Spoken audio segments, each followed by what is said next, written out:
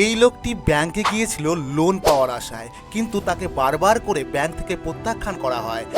অবশেষে এই ব্যক্তি সেই ব্যাংকটাকেই লুট করে ফেলেছিল।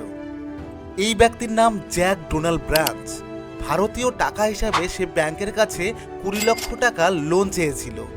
বারংবার সে ব্যাংকে গিয়েছিল এবং তাকে বারবার করে প্রত্যাখ্যান করা হয়েছিল। একদিন ওই ব্যাংক কর্তৃপক্ষ তাকে চরমভাবে অপমান করে, বলে চল এখান থেকে।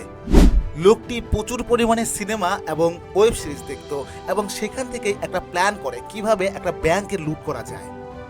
অবশেষে একদিন সে একটা বন্দুক নিয়ে চলে যায় ব্যাংকে। সোজা বন্দুক নিয়ে চলে যায় ম্যানেজারের কেবিনে এবং বলে কোনো নাটক না করে যা টাকা পয়সা আছে সব কিছু এই ব্যাগের মধ্যে দিয়ে দে। সে ব্যাংকে লোন চেয়েছিল 20 লক্ষ টাকা, কিন্তু সে লুট করে 40 লক্ষ টাকা। এই ঘটনাগুলো যখন ঘটছিল ঠিক সেই সময় ম্যানেজার তার কেবিনে রাখা যে অ্যালার্ম ছিল সেই অ্যালার্মটা বাজিয়ে দেয়। সঙ্গে সঙ্গে সিকিউরিটি গার্ড এসে ওই ব্যক্তিটিকে ধরে ফেলে। এরপর পুলিশ এসে ডোনাল্ডকে থানায় নিয়ে চলে যায়। ভিডিওটি ভালো লাগলে অবশ্যই লাইক, কমেন্ট, শেয়ার করতে ভুলবেন না।